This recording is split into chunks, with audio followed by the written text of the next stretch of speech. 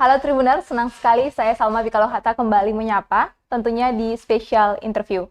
Tribuners, baru-baru ini penjabat Wali Kota Ambon, Bodewin Martimena, mengungkapkan bahwa saat ini Kota Ambon masuk zona merah penyalahgunaan narkoba. Benarkah demikian? Lalu apa upaya yang dilakukan untuk memerangi narkoba? Kita akan mengonfirmasi langsung kepada Kepala BNN Maluku, Pak Rohman Nursahid, yang saat ini sudah hadir di studio tribunambon.com. Tribuners, langsung saja kita sapa. Selamat sore, Pak. Selamat sore. Apa kabar hari ini, Pak? Ya, baik, Mbak. Alhamdulillah. Ya. Pak, saya tanya dulu nih, Pak. Pak Rohman kan sudah menjadi Kepala BNN Provinsi Maluku sudah sejak Juni 2021 ya, Pak. Ya. Bagaimana Bapak melihat kondisi kasus narkoba di Kota Ambon? Ya, khusus Kota Ambon, berdasarkan data dan fakta, baik yang ditangani oleh BNN Provinsi Maluku maupun Polda, memang Ambon itu masuk zona merah di antara 11 kabupaten dan kota yang ada di Provinsi Maluku. Kalau dilihat dari jumlahnya atau totalnya, memang paling banyak terjadi di Ambon. Demikian, Mbak. Seperti apa sih Pak tren penyalahgunaan narkoba Di selama di Kota Ambon? Ya, untuk trennya atau yang terjadi selama ini yang di Ambon yaitu 3 jenis narkotika, yaitu sabu, ganja, dan tembakau sintetis. Itu yang banyak terjadi. Kalau untuk ekstasi dan jenis lain itu di Ambon agak berkurang. Yang kebanyakan 3 jenis itu, yaitu saya ulangi, sabu, ganja, dan tembakau sintetis atau sinte. Ini Mbak. Memang berapa banyak sih Pak kasus narkoba yang ada di Kota Ambon sampai Ambon masuk zona merah? Ya, untuk kasus narkoba yang ditangani oleh BNN Provinsi Maluku selama di tahun 2022 ini, mulai dari Januari sampai dengan Oktober ini, kami menangani 13 perkara untuk BNN ya. Untuk Polda itu lain seri, Polda dan jajaran. Dari 13 tersebut, komposisinya yaitu untuk Maluku Tengah 2, Tual 2, sisanya 9 itu seluruhnya terjadi di Ambon. Bahkan ada diantaranya pengungkapan kami di Lapas Kota Ambon. Demikian. Ada juga di dalam Ada, lapas. ya. Jadi ternyata dari tersangka yang kami ungkap yang sudah jadi narapidana itu masih mengendalikan atau masih sebagai pengendali di lapas. Demikian, Pak. Ya. Oke. Kalau di lapas sendiri ada berapa banyak kasus narkoba yang ditemukan?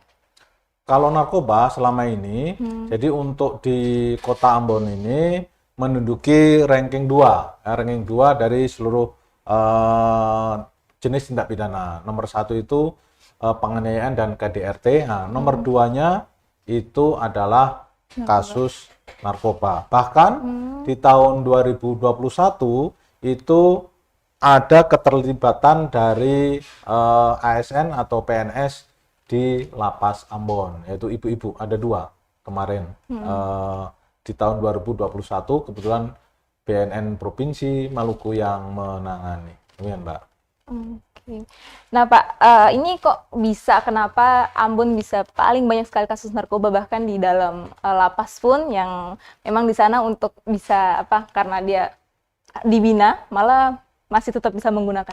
Ya, gini Mbak, kenapa Ambon? Pertama, karena Kota Ambon ini adalah kota yang paling ramai, ya, paling padat penduduknya, dan tentunya pertemuan atau interaksi dari masyarakat itu banyak terjadi di Ambon.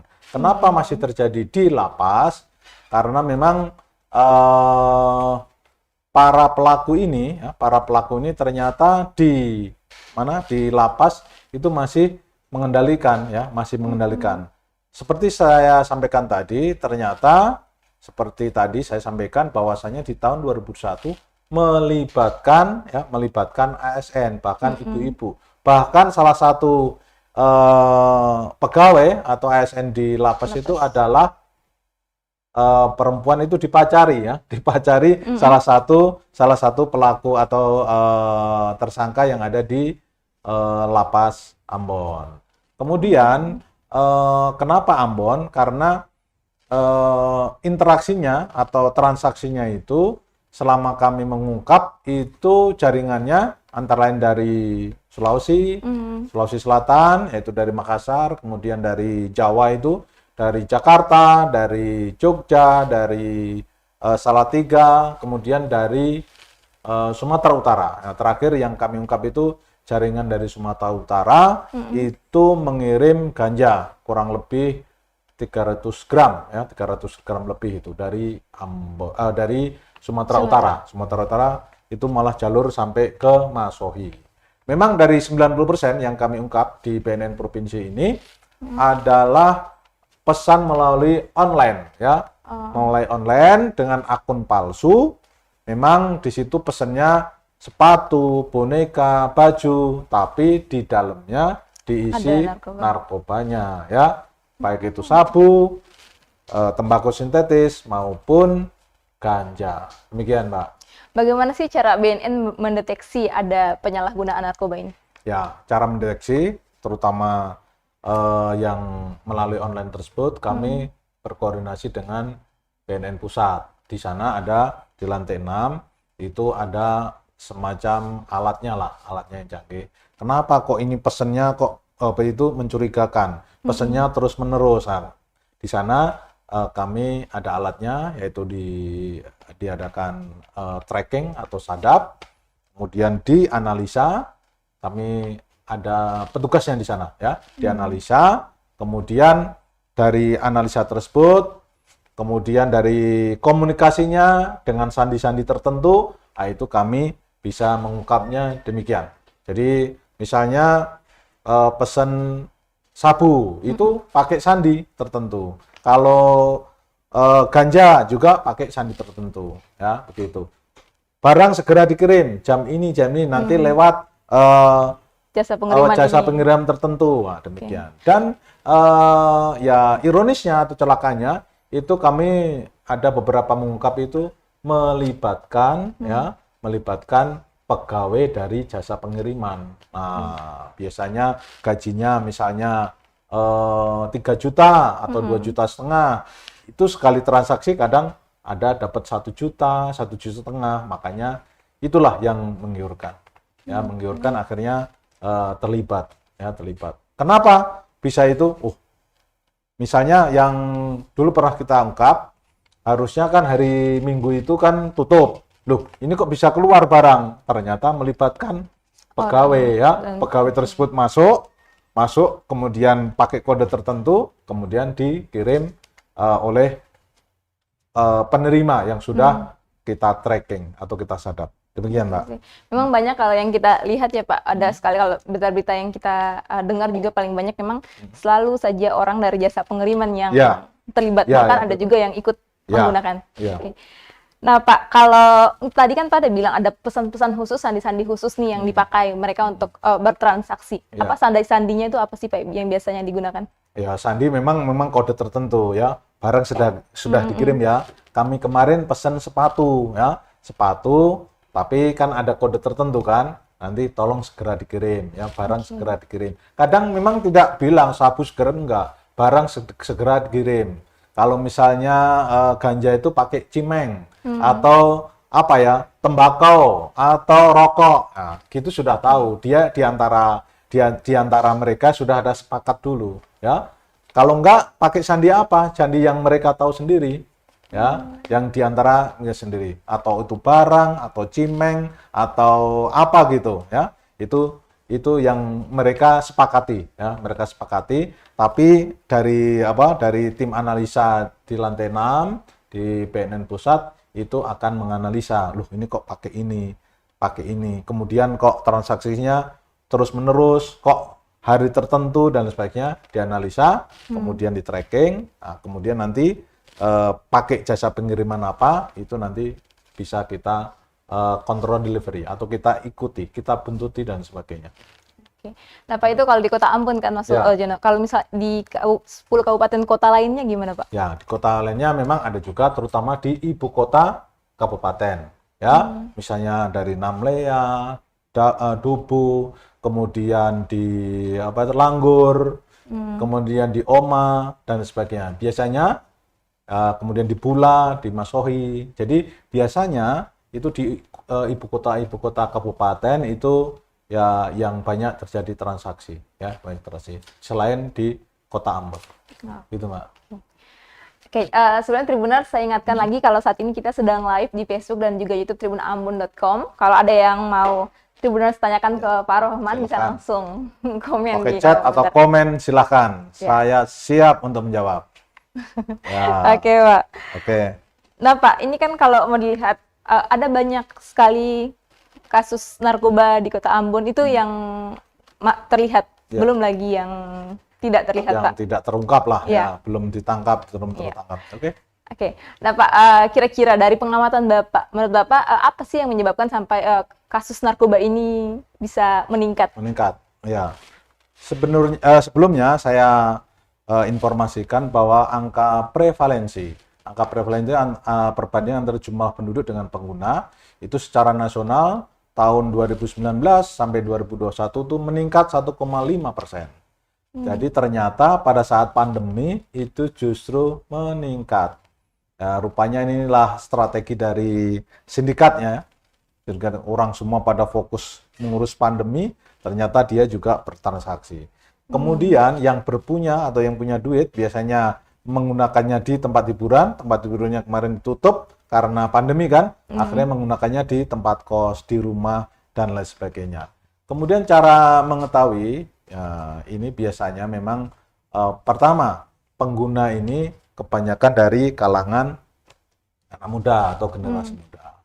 Yang perlu, kadang-kadang perlu pengen identitas. Ya, kalau zaman kami dulu, kalau nggak ngerokok, nggak keren, nggak gaya, nggak kekinian, nggak modern gitu. Kalau sekarang, di kalangan tertentu, payah, kuno kalau nggak menggunakan narkoba, nggak gaul, nggak kekinian, nggak modern. Nah, ini kalau terus-menerus salah gaul, itu akhirnya jadi ikut. Makanya kadang di rumah, baik-baik saja, ternyata di pergaulan, ya, di tempat pergaulan, tempat kos, yang mahasiswa, tempat pergaulan dan sebagainya. Ini yang menyebabkan salah satunya. Di lain pihak misalnya ada terjadi permasalahan, keluarganya broken home dan sebagainya. Memang diharapkan dari mulai dari keluarga, ya, mulai dari keluarga yang harmonis, yang saling tegur sapa antara orang tua dengan anak dan sebagainya. Biasanya memang ada beberapa kasus karena kurang perhatian orang tua, keluarga broken home dan sebagainya, itu larinya ke narkoba, apalagi salah gaul tadi. Demikian, Mbak, ya. Berarti paling banyak ini BNN kalau mau mendeteksi adanya narkoba paling banyak berarti lihat di kos-kosan, juga ada memantau rumah, bukan cuma hiburan tempat hiburan saja. Ya, berdasarkan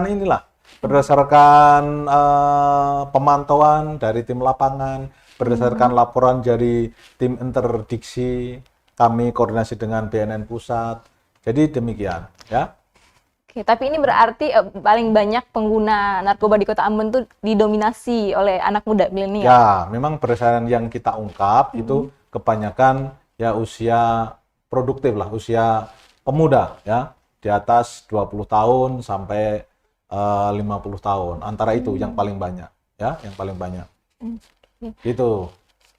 Lalu Pak, apakah ada strategi atau program prioritas yang diterapkan dalam memerangi kasus narkoba ini, Pak? Oke, strategi kami mengikuti program yang sudah dicanangkan oleh Kepala BNN Pusat, Kepala BNN Republik Indonesia. Kami ada 4, Mbak, ya. Strategi yang pertama yaitu LAW, ya. LAW itu istilahnya yang agak sedang, atau yang LAW itu kan sedang lah. Low power, ya, soft dulu, ya, soft itu kan yang ini ya, lembut lah. Ya. Soft antara lain pencegahan, kemudian rehabilitasi, kemudian kami ada unit peran serta masyarakat, itu yang soft. Kemudian yang smart, tadi soft, smart. Smart itu antara lain kami membuat konten-konten. ya, konten-konten yang yang menarik. Tiap hari itu kami bikin itu konten-konten, kemudian kami ada di depan amplas itu videotron, ya, Oh, iya. ditayangkan terus tuh dari jam 6 sampai jam 9 malam, yaitu programnya namanya Smart. Di samping tadi ada kaitannya dengan penyadapan dan tracking itu masuk di Smart, tapi juga nanti dimasuk di HAT-nya. HAT, Prof. HAT itu yang keras, tentunya pemberantasan, unit pemberantasan yang itunya, ya. Jadi unit pemberantasan mulai dari penyelidikan, kemudian nanti tracking, kemudian kita tangkap. Kemudian yang strategi berikutnya yaitu kerjasama. Jadi kami sudah kami total tadi ada 21 kami kerjasama antara dengan Unpati, dengan PKK, dengan Puskesmas, dengan RSKD, dengan sekolah dan dengan swasta dan sebagainya, ya, dengan perbankan, RRI semua sampai PKS-nya atau perjanjian kerjasama atau MOU-nya itu ada 21 selama kami menjabat, baik mulai dari Juni sampai dengan Oktober 2022 ini. Oke. Jadi memang harus menggandeng semua Ya, pihak untuk menggandeng. Karena memerangi memang kasus narkoba. tidak bisa kami sendiri atau bersama Polda, harus seluruh stakeholder, ya, OPD, masyarakat, tokoh agama, tokoh pemuda harus ikut berpartisipasi kaitannya dengan penyalahgunaan peredaran gelap narkoba, terutama di Kota Ambon dan Maluku ini. Bapak tadi ada sebutkan soal konten-konten yang dibuat setiap hari, itu konten apa saja, Pak? Konten-konten itu ya himbauan kebanyakan, ya. Konten-konten himbauan bahaya narkoba. Kemudian ada juga kegiatan kami, ada juga yang supaya menarik yang lucu-lucu. Bikin TikTok atau bikin semacam yang lucu-lucu kaitannya dengan himbauan terhadap penyalahgunaan narkoba. Jadi anti narkoba. Tapi kami ada timnya, tim cybernya, tim cyber ada kurang lebih ada 15-an tuh tiap hari kita jadwalkan supaya membuat konten. Ya. Memang milenial sekali Ya, ya, Pak harus ya? milenial karena kami juga harus membuat laporan dan itu dilaporkan itu followernya berapa, ya, ada IG, Instagram, ada Twitter, ada YouTube dan sebagainya. Jadi itu ada di samping WhatsApp di antara kami juga gitu. Jadi ya ini yang dilaksanakan oleh BNN Provinsi Maluku. Oke. Ya, Mbak. Ya, oke Pak. Nah, sebelum lanjut Pak, ini ada pertanyaan dari Tribuners, Pak. Ini ada yang komentar dari William R, Pak. Katanya, yang jadi pertanyaan ialah narkoba jenis sabu yang lolos ke Ambon itu dibawa oleh siapa dan dilindungi oleh siapa? Karena tidak mungkin masyarakat biasa bisa melakukan itu. Oh ya, gini, tentunya itu sindikat, ya, sindikat lah, ya, sindikat yang selama ini banyak terjadi itu dari Jakarta, ya, dari Jakarta. Kemudian nanti di sini kan ada jaringannya ya, dari sana. Bahkan yang banyak terjadi itu di Jakarta itu di Kampung Ambon. Kampung Ambon kan terkenal dengan kampung narkoba di Jakarta sana. Ternyata linknya itu ya banyak masyarakat Ambon dan sebagian di Seram bagian barat. Ya, Seram bagian barat. Bahkan di salah satu desa di Seram bagian barat itu tiap tahun itu ada apa? Semacam pengkaderan itu, di drop itu ya, 50 sampai 100 tiap tahun untuk masuk ke Ambon. Kampung Ambon. Ke Kampung Ambon Jakarta sebagai ya jaringan itu. Ya jaringan nanti di sana ini nanti kemudian ada juga yang di sini sebagai apa? Sebagai yang dituju nanti untuk mencari kaki-kakinya. Nah, ini perjalanan yang kita ungkap gitu. Gitu, Mbak. Dari atau Mas siapa tadi? Tadi dari William. Oke, jadi mungkin begitu ya William. Tapi Pak, saya mau tanyakan lagi dari tadi jam Pak. Mungkin juga kalau memang boleh, kalau mau nanya boleh langsung atau WA. Silakan. Boleh, monggo, silakan langsung ada di live. Ya. Nah, Pak, tadi nih soal Kampung Ambon itu, Pak. Berarti ada kaitannya, Kampung Ambon juga ada kaitannya juga dengan kasus narkoba yang ada di Kota Ambon? Ya ada, ada. Karena Kampung Ambon memang kebanyakan orang Ambon, ya, orang Ambon dan Seram bagian barat, ya itu orang di situ. Berarti selama narkoba di Kampung Ambon masih banyak, otomatis di Kota Ambon juga masih tetap zona merah. Masih banyak, makanya itulah kenapa Ambon itu zona merah tadi. Kalau di sana apa masih banyak stok, berarti di sini nanti ya Dapat kalau jatah lah dapat istilahnya. dapat jatah. Kalau itu selama ini apa peredarannya tidak bisa kami ungkap, kebetulan lolos gitu, ya berarti masih beredar di sini. Nah, terus kami makanya koordinasi kami dengan BNN Provinsi DKI Jakarta, dengan juga BNN Pusat, kalau ada informasi, makanya kami bisa mengungkap itu. Demikian. Oke. Jadi alasan juga cepat mengungkap karena memang ada koordinasi antar BNN ini. Ya, BNN Pusat sama ini ada informasi. Oh, ini ada barang, kirim ke Ambon ini. Oh, siap. Kita di sini ini koordinasi, kemudian terus kita pantau terus gitu. Oke. Ya. Pak, ini yang pertama kan berarti bisa dilihat kalau pertama jasa pengiriman ya memang tidak ketat. Yang kedua lalu kemudian di pelabuhan-pelabuhan pesawat tidak seketat itu. Jadi narkoba bisa lolos dengan sangat mudah. Ya. Kalau Gini, kalau jasa pengiriman itu, yaitu antara lain JNE, JNT, Lion apa parcel dan sebagainya, itu biasanya misalnya barang gitu ya, barang itu langsung dimasukin ke karung, ya. Langsung dimasukin karung itu, begitu masuk di pesawat, setelah masuk di Ambon gitu, lolos itu, nggak mungkin dicek satu-satu, itu yang terjadi, ya, yang terjadi gitu memang. Ini memang ya kami sudah apa itu, sudah koordinasi dan sudah kita sampaikan ke pusat. Ini loh yang terjadi sekarang. Nah, ketika dari sana barang-barang dikirim masuk ke mana? Masuk ke karung, terus di sana itu lewat X-ray atau bagaimana, itu yang harusnya diperketat.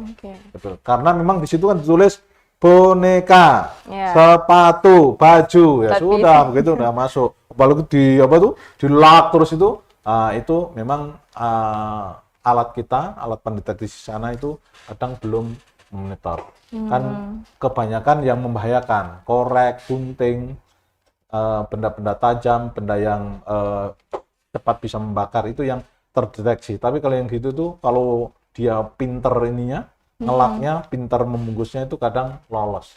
Itu yang menjadi yang masih menjadi keprihatinan kita. Demikian. Oke Pak, nah Pak mungkin saya juga agak sedikit ini dari pertanyaannya Tribuners William tadi Pak. Ini mungkin maksudnya karena sekarang dilihat banyak sekali, bukan cuman tadi orang pegawai dari jasa pengiriman saja yang terlibat, tapi ada juga dari oknum-oknum aparat dari polisi yang terlibat Pak. Oke, gini, 2 bulan yang lalu, kami jujur saja malah barangnya dari Medan, ya, dari Medan. Berapa 50 paket itu, 50 paket itu berapa gram itu ya, kurang lebih 10 gram lebih itu. Jadi ketika barang itu dikirim ke salah satu jasa pengiriman, loh, di dalam itu misalnya tertulis X gitu, tapi yang ngambil malah polisi, pakai senjata lagi kan, begitu pakai senjata, waduh, ini berarti orang Polda kan, dan itu biasanya ya reserse narkoba lah. Akhirnya begitu, wah nanti kalau kita ungkap sendiri, apalagi pakai senjata, terjadi salah paham dan sebagainya. Akhirnya kami hubungin Polda, melibatkan Propam dan Direktur Narkoba. Ternyata betul, mereka itu adalah salah satu sindikat yang melibatkan oknum dari Polda Maluku. Ya, sekarang sudah diproses. Ya mudah-mudahan benar-benar ditegakkan dengan tegas. Nah, karena kalau itu terjadi berarti melibatkan oknum, ya, melibatkan. Betul itu kami bisa mengungkap dan ternyata betul anggota dari direktorat oknum dari Direktorat Polda Maluku. Ya, dan sekarang sudah diproses. Kita tunggu saja, kita lihat, kita pantau bagaimana proses di pengadilannya. Demikian, Pak. Oke. Nah, Pak, selanjutnya nih, Pak, kan ini juga tadi Pak kan banyak juga ada yang di sosial media untuk untuk bagaimana strategi program untuk memerangi narkoba nih, Pak. Ya. Lalu kemudian, Pak, nah kalau menurut Pak sendiri nih, apakah dengan empat tadi yang Pak sudah Ya. sebutkan, ada dari Soft, soft, soft, law, hard, kemudian hard, dan ya. apa itu kerjasama. Ya, apakah upaya-upaya itu sudah bisa dibilang efektif untuk memberantas narkoba? Ya, jujur itu kalau secara keseluruhan belum. Makanya kami harus minta bantuan, minta dukungan, partisipasi dari seluruh stakeholder. Baik itu pemerintah daerah, kemudian tadi tokoh masyarakat, tokoh agama, tokoh pemuda, tokoh adat, dan seluruh stakeholder. Sehingga wajib berperan serta seluruhnya, ya, berperan serta. Kami tentunya BNN provinsi kan personilnya kan terbatas, ya, terbatas. Kemudian di Maluku ini ada 11 kabupaten dan kota. Nah, kami hanya ada 2 BNK, yaitu Buru Selatan dan Tual, serta di provinsi 1, sehingga kami tentunya tidak bisa menjangkau. Palingan yang selama ini yang maju di garda terdepan kami dan Polda dan jajaran Polres dan Polsek. Itu makanya kami mengharapkan partisipasi dan dukungan dari seluruh stakeholder. Memang di Provinsi Maluku sudah ada tim terpadu. Ya. Tim terpadu itu terdiri dari OPD-OPD termasuk TNI, Polri, kemudian OPD-OPD baik vertikal maupun OPD yang ada di Pemprov. Ya, namun demikian memang perlu digalakkan lagi, apalagi di tahun 2020 dan 2021 itu OPD dan Pemprov itu kan seluruhnya terfokus kepada penanganan pandemi. Nah, mudah-mudahan di tahun 2022 ini ya mulai ada partisipasi. Ya, dan kami ini mendesak terus kepada DPRD. Jadi perdanya kaitannya dengan P4GN. P4GN itu adalah pencegahan, pemberantasan penyalahgunaan peredaran gelap narkoba itu belum ada, ya, belum ada. Makanya kami kemarin 2 minggu yang lalu kami sudah konsultasi audiensi dengan Komisi 4 DPRD supaya perdanya kalau bisa di akhir tahun 2022, tapi kalau nggak bisa di 2023, dan itu akan dimasukkan di agenda untuk pembuatan ranperda kaitannya dengan P4GN. Gitu. Memangnya apa sih Pak nanti isinya, isi dalam ranperda itu? Ranperda jelas, itu kan nanti ada payung hukumnya. Ranperda itu nanti sebagai turunan dari Impres nomor 2. Nah, Impres nomor 2 tahun 2020 itu kan sudah ditandatangani bulan Februari tahun 2020. Nah, mungkin ini 22 tahun di Maluku belum ini. Itu adalah sebagai turunan atau penjabaran dari Impres tersebut. Di dalam Impres itu kan kaitannya dengan rencana aksi nasional P4GN. Harusnya diturunkan di provinsi menjabarkan dari dari rencana aksi nasional tersebut di ini. Jadi secara politis itu ada payung hukumnya lah, ya. Ada regulasinya, ada undang-undangnya. Makanya itu harusnya ada. Kita belum ada, makanya kami mendesak. Ketika kami masuk, waktu itu saya langsung ke Kesbangpol provinsi. Waktu itu dijanjikan, udah Pak, nanti di tahun 2022 aja. Ternyata ya sudah saya bolak-balik itu belum juga. Kemudian makanya kami inisiatif langsung ke DPRD supaya cepat itu biar inisiatif dari DPRD. Kalau inisiatif dari DPRD biasanya lebih cepat daripada dari eksekutif atau dari pemerintah. Kalau pemerintah kan harus lewat Kesbangpol, harus lewat Biro Hukum, nanti harus ada persetujuan Mendagri dan sebagainya, jadi agak ribet gitu kan. Makanya kami kemarin sudah mengusulkan ke Komisi 4 DPRD Provinsi supaya dari inisiatif DPRD. Kalau inisiatif DPRD kan langsung dibahas oleh anggota Dewan, nanti mungkin ada pokjanya dan sebagainya, sehingga nanti bisa ranperda ini bisa segera diputuskan menjadi perda atau peraturan daerah kaitannya dengan P4GN. Demikian, Pak. Tapi kok lama ya, Pak ya? Apanya? Perdanya untuk diterbitkan. Perda itu kan katanya kan perlu ada tompokja, di situ harus dianggarkan dan sebagainya. Tapi kemarin sudah kami dorong dan oleh DPRD, ya mudah-mudahan Pak di tahun 2023 nanti dianggarkan, diagendakan. Ya minimal diagendakan. Kalau udah dengan itu minimal sudah ada rencananya lah gitu. Ya, gitu Mbak. Kemudian nanti sisanya tinggal di follow up. Ya, Oke. kita follow up. Kita dorong terus, kita tanyakan terus nanti. Ya. Dan Pak, kalau soal Ambon, zona merah ini sudah disampaikan ke Pemkot. Ini juga memang kita juga tahu kan dari dari penjabat wali kota. Ya. Lalu bagaimana sih Pak responnya pemerintah terkait dengan hal ini? Sudah, bahkan kemarin pada waktu di Batu Merah, ya di Batu Merah pencanangan Desa Bersinar, saya sudah sampaikan. Saya sudah kritisi, Pak, dari 11 program prioritas Bapak, itu belum ada namanya pembinaan keluarga dan generasi muda. Ya. Kebanyakan kan dari ini kan ya, pembinaan birokrasi, kemudian kaitannya dengan pajak-pajak.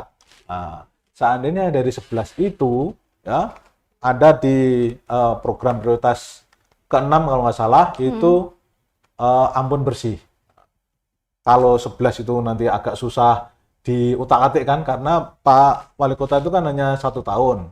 Saya sudah sarankan, Pak, di antara 11 program itu, di Ambon Bersih jangan hanya fokus sampah, ya, tapi di situ adalah bersih dari, misalnya, bersih dari narkoba, bersih dari gepeng, ya, atau penyakit masyarakat. Nah, mungkin ya sudah di ini. Kemudian kan di tiap hari Jumat ada wajar juga kan, wali kota jumpa rakyat. Nah, di situ masukan saya juga udah sampaikan, Pak, di antara Ambon yang bersih itu jangan hanya bersih sampah, tapi bersih dari narkoba, bersih dari gepeng, yaitu apa tuh pengemis dan gelandangan, dan penyakit masyarakat. Itu lebih bagus, Pak. Nah, mungkin disetujui oleh Pak Wali Kota, ya. Mudah-mudahan disetujui lah. Mudah-mudahan disetujui. Memangnya Pak nanti program Desa Bersinar nanti gimana, Pak? Jadi program Desa Bersinar itu adalah program yang di masing-masing provinsi oleh pusat itu ditargetkan supaya melaunching atau menunjuk salah satu 2 desa, ya.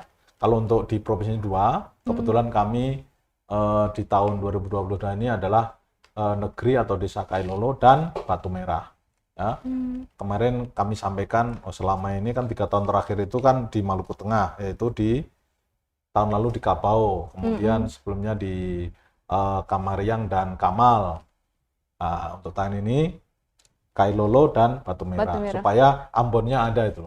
Jangan menyeberang pulau semua di wilayah Maluku Tengah dan SPB, tapi tahun ini ada program di Ambon, di kota Ambon, yaitu di Batu Merah. Di dalam program Desa Bersinar tersebut nanti bersama pejabat negeri tentunya, ya, pejabat negeri nanti sama-sama kita sosialisasi, kemudian pembentukan agen agen pemulihan, kemudian ada relawan anti narkoba dan penggiat anti narkoba. Nanti bersama-sama di situ. Kemudian ada juga IBM namanya, intervensi berbasis masyarakat. Jadi masyarakat yang nanti. Kemudian nanti kita galakkan tiga tolak, ya. Tolak jangan menggunakan atau jangan sebagai pengedar. Kemudian silahkan kalau ada yang salah satu keluarga atau sanak famili dan sebagainya itu terlibat sebagai penyalahgunakan, silahkan untuk segera melapor, ya. Kemudian kalau nanti di wilayah tersebut terjadi penyalahgunaan, jangan segan-segan untuk melapor, ya, untuk melapor. Jadi ada istilahnya 3 berani lah, berani melapor, berani untuk rehab, kemudian berani untuk menolak atau ajakan apabila menggunakan narkoba. Gitu, Mbak. Jadi intinya program Desa Bersinar ini dalam waktu dekat akan dibikin. Akan kita garap lah istilahnya. Akan kita garap. Kalau nanti di Kailolo malah ada nanti program life skill, kemudian 2 bulan kemarin ada soft skill. Soft skill itu sasarannya di guru dan murid SMA. Kalau life skill itu nanti ada perwakilan dari dusun, kurang lebih 10, itu nanti berdasarkan musyawarah mau keterampilan apa.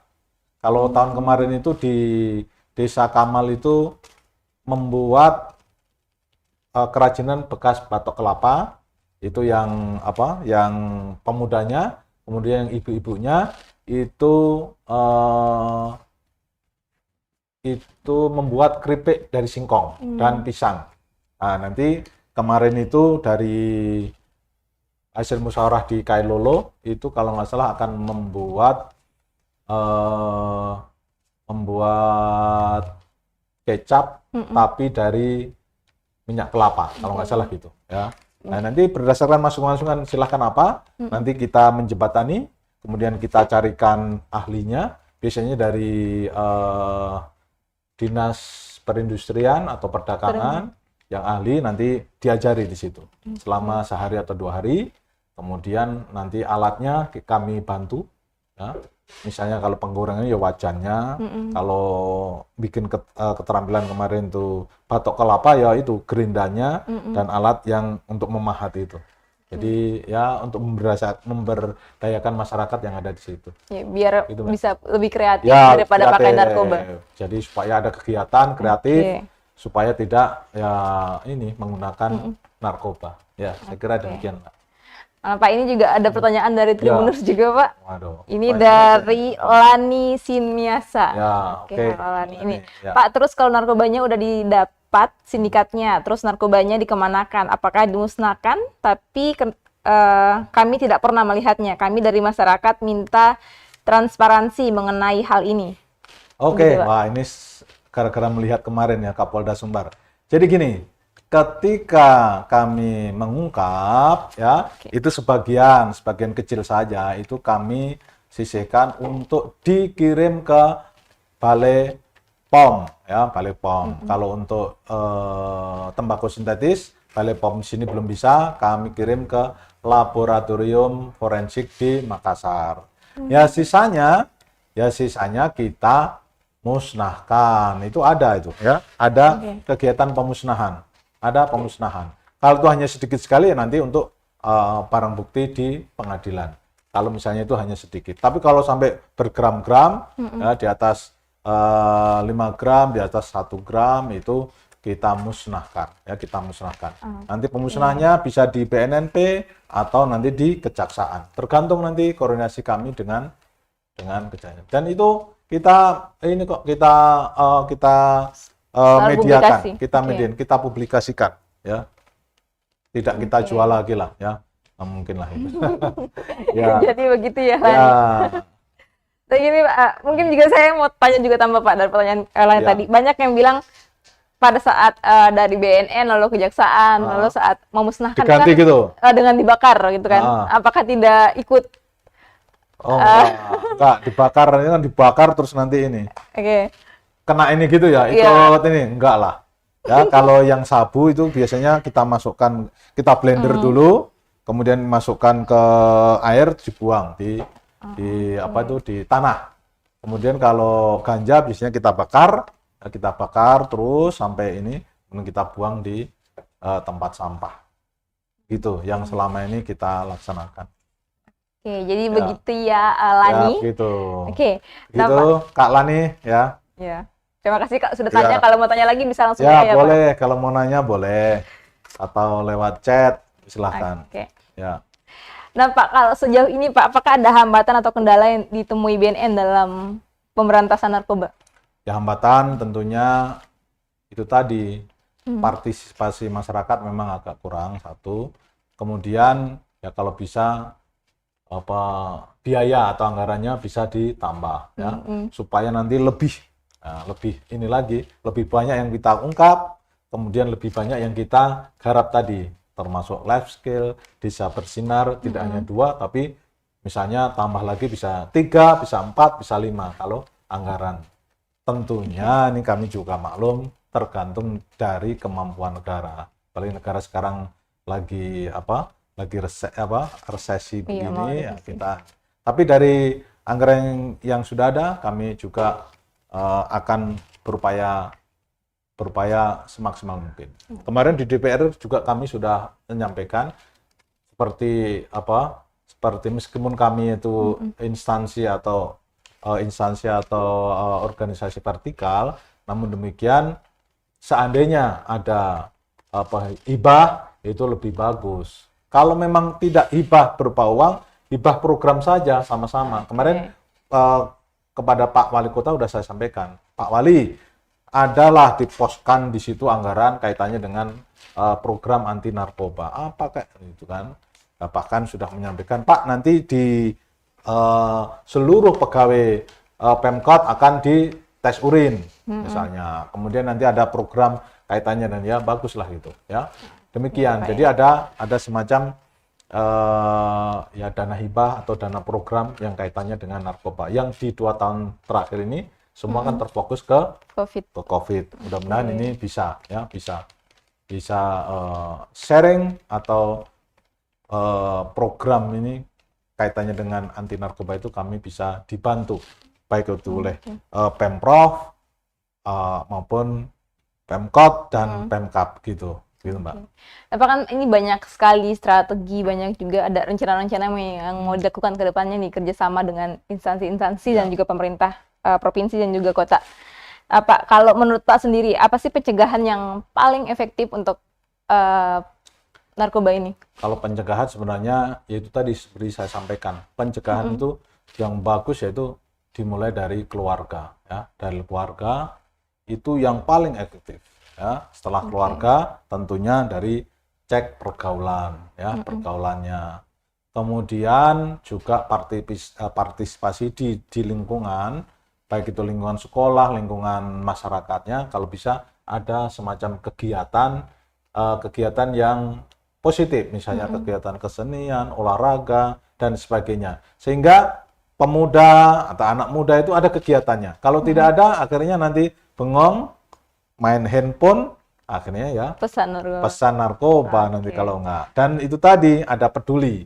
Ya, kalau misalnya di lingkungannya itu, mencurigakan, ada transaksi, lapor. Ya. Kemudian saya tadi sampaikan, memang ini masih aib, dan itu sebenarnya masih aib keluarga, dan itu jarang dilakukan. Seandainya ya di lingkungan keluarga, sanak famili atau keluarga itu ada yang terindikasi penyalahgunaan narkoba, segera lapor. Kalau lapor itu nanti akan kami rehab, kami rawat, itu tidak kena pasal. Tapi kalau tidak ngelapor ya nanti bisa ditangkap oleh Polda maupun BNN. Nah, begitu. Jadi rehab.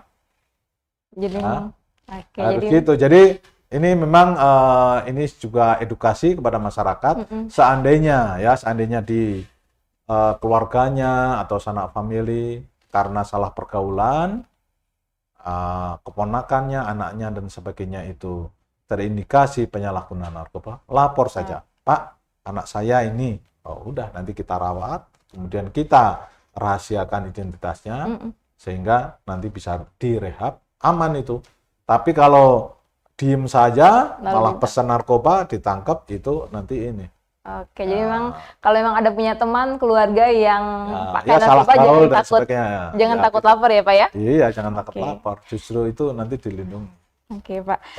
Nah Pak, ini ternyata untuk pencegahan narkoba, memberantas narkoba ini banyak dapat dukungan juga. Ini ada dari Tribuners, ada dari Rizal Saputra, dan juga Reski Masuku. Ini juga ada komentar bilang wujudkan Maluku bersih narkoba.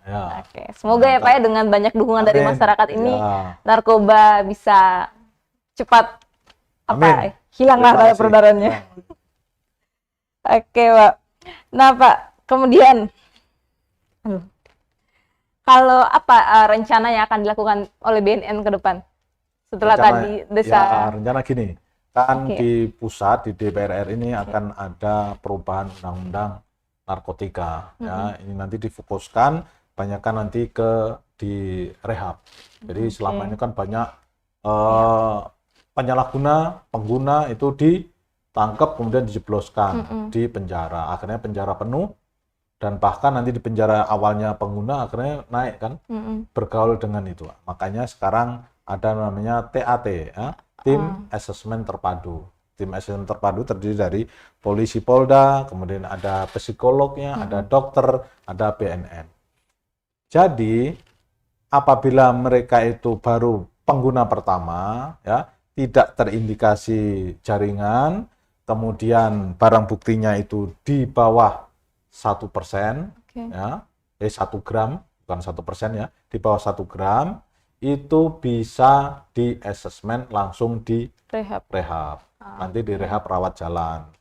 Hmm. Itu untuk supaya yaitu tadi penjara tidak penuh dan dia mungkin awalnya hanya coba-coba, hanya salah gaul dan sebagainya. Nah, selama ini yang kemarin-kemarin itu kan salah gaul dan sebagainya. Kalau memang ada barang bukti dan sebagainya itu. Tapi kalau dia sebagai pengedar, kemudian sebagai bandar dan sebagainya, itu tetap. Apalagi terindikasi sindikat, tetap diproses maju ke pengadilan dan di penjara. Tapi kalau hanya pemakai tadi itu ya, syaratnya ada surat edaran dari MA itu, ya, barang buktinya tidak sampai 1 gram, kemudian dia tidak terindikasi jaringan, dia bagi pemakai pertama, kemudian dia justru malah positif, berarti dia kan hanya pengguna saja kan, itu bisa di asesmen oleh TAT, tim asesmen terpadu, kemudian nanti kita rekomendasikan untuk di rehab, gitu. Tapi memang Pak, kalau mau dilihat di Kota Ambon sendiri Pak, di pengadilan banyak kasus narkoba itu penggunanya yang memang pakai cuma 0, sekian gram lah, dan kebanyakan malah bukan didakwakan dengan pasal 127, tapi malah yang kena 112 atau 114. Iya, Nah, paling banyak gitu. seperti itu. Nah, itu memang yang kemarin-kemarin, tapi mulai tahun 2022 itu ada kebijakan untuk di RJ, Restorative Justice. Yaitu supaya mengurangi tahanan yang ada di penjara dan sebagainya. Pertimbangannya gitu. Demikian juga nanti dengan mudah-mudahan ini di tahun 2023 diproses, itu arahnya banyak ke rehabilitasi. Gitu. Oke, atau jangan sampai masyarakat bilang, oh, BNN cuma mau rehabilitasi artis, sedangkan masyarakat tidak. Enggak lah, enggak. Jadi silahkan kalau mau rehabilitasi, kami tunggu dan dijamin kerahasiaannya, ya, dijamin kerahasiaannya. Nanti ada tim dari situ, tim psikolog, tim rehabilitasi. Memang kekurangannya, tapi kami kemarin sudah sampaikan ke Pak Wali Kota dan juga ke Pak Gubernur, di Ambon, di Maluku ini belum ada rawat inap. Jadi kalau yang rawat inap harus ke Badoka di Makassar sana. Nah, kami kemarin sudah PKS dan sudah saya sampaikan, kan Pak Wali Kota ngomong kan, menyampaikan terus Pak Gubernur, Pak Sekda, Pak, kami sudah mau siapkan di Masohi. Tapi baru rencana kan. Tempat itu rehabnya sampai di Masohi, Pak? Bukan, di Masohi itu baru disiapkan lahan. Berarti kan masih lama. Saya sampai bercanda, Pak Wali, kalau nunggu gitu sampai lebaran monyet, mohon maaf, itu tidak ada. Kami usul berdayakan saja RSKD. RSKD dulu rumah sakit jiwa itu kan. Iya. Itu kan sudah lengkap, ada dokter jiwanya, ada psikolognya, ada dokter dan sebagainya. Ya, secara politis, misalnya rawat inap itu harusnya kan 3 bulan, 4 bulan, 6 bulan. Kita politis saja, mungkin 2 minggu. Ya, di situ yang penting kita declare Ambon, Maluku sudah ada rawat inap. Karena kalau nanti dibikin di Masohi sana, pertama jauh, ya, iya, dokternya belum siap, bangunannya kapan? Nah, itu kan masih banyak tuh kan kemarin Pak. Kalau yang selama ini, aduh itu kan saya sampai berseloroh, Pak, nanti sampai lebaran monyet, sampai beliau ketawa. Oh iya, yang sudah ada saja RSKD kita berdayakan, Pak. Yaitu tadi kita secara politis kita declare kalau rawat inap itu harusnya 3 bulan, 4 bulan, ya kita 2 minggu segan ini kita bisa. Nah, nanti selebihnya bisa rawat jalan, Pak. Oh, ya, bagus juga, Pak, itu. Namun demikian ya ini kan kaitannya dengan biaya, dengan personil dan sebagainya. Ya mudah-mudahan segera direspon, Pak. Ya, segera direspon sehingga yaitu tadi rawat jalan, rawat inap itu bisa smooth gitu. Kegiatannya dan prosesnya. Karena kalau harus ke Badoka belum transportasinya. Di sananya kan juga pembiayaan mahal dan sebagainya. Tapi kalau di sini udah deket kan, cuman di Pokasi itu kan, jadi bisa saya kira. Tapi kalau harus ke Masohi, Terlalu jauh. jauh ya, masyarakatnya males, di sononya juga dibangun aja belum, lahannya baru mau disiapkan. Nah, Padahal itu. kalau di sini kan juga bisa yang direhab bisa langsung Iya, dilibatkan di bisa desa bersinar langsung. juga. Di situ bukan? sudah lengkap kok. Saya cek, saya sudah Oke. buat kerjasama itu. Jadi dokter jiwanya ada, psikolognya kan bekas rumah sakit jiwa kan. Iya. Cuman sekarang kan diganti rumah sakit jiwa diganti rumah khusus, rumah sakit Iya. khusus, RSKD namanya. Ya mudah-mudahan Pak Wali Kota karena ini semangat kan, mudah-mudahan bisa segera ditindaklanjuti. Nanti kami ingatkan kembali lah sama Pak pejabat. Iya. Dan semoga juga kalau sempat ya Pak, kan Pak Wali Kota tuh suka baca berita juga suka-suka nonton, mungkin Pak Wali Kota bisa Ya, langsung dengar dan mudah-mudahan lah. Nanti kalau perlu saya, ya Pak, saya habis dari Tribun News, nanti kaitannya dengan ini kami tagih Pak, gitu kan, ya, Oke. yaitu Ambon Bersih dan RSKD tadi, Iya. rehabilitasi rawat inap, begitu. Oke Pak. Oke, Pak, cukup adakah ya? Ada ya, lagi? satu terakhir ini Pak. Apa itu? Mungkin ya sekaligus dengan yang tadi Pak, Oke. imbauan BNN bagi pemerintah dan masyarakat terkait dengan Oh, masalah narkoba ini. ya, himbauan pemerintah tentunya kami berharap supaya rancangan peraturan daerah kaitannya dengan P4GN segera diterbitkan, ya, segera diterbitkan. Karena itu sebagai payung hukum dan sebagai penjabaran dari Inpres nomor 2 tahun 2020. Kepada masyarakat, kami berharap dukungannya, ya, dukungannya. Untuk 3 tadi, berani menolak apabila ada ajakan, berani melapor kalau ada di lingkungannya, di lingkungan sekitar terjadi tidaknya, dan berani untuk rehab manakala keluarganya, saudaranya, teman dan sebagainya terjadi penyalahgunaan narkoba. Untuk pemerintah daerah di samping Ranperda tadi, barangkali kami dianggarkan nanti di tahun 2023 yaitu dana hibah kaitannya dengan P4GN. Ya. Kalau memang tidak bukan uang, saya berharap ada program, ya, sharing program yang kaitannya dengan P4GN, yaitu pencegahan, pemberantasan, penyalahgunaan, peredaran gelap yang ada di Ambon khususnya dan Provinsi Maluku pada umumnya. Kemudian juga tim terpadu yang sudah dibentuk, ini mudah-mudahan bisa bekerja dengan semaksimal mungkin dalam upaya kita untuk mencegah dan memberantas peredaran gelap dan penyalahgunaan narkoba di Ambon khususnya dan Maluku pada umum. Demikian, Mbak. Oke Pak. Udah 1 jam ini ya? Iya. Oke, jadi Tribuners, mari kita sama-sama perangi narkoba. Ya, perangi Iya. narkoba.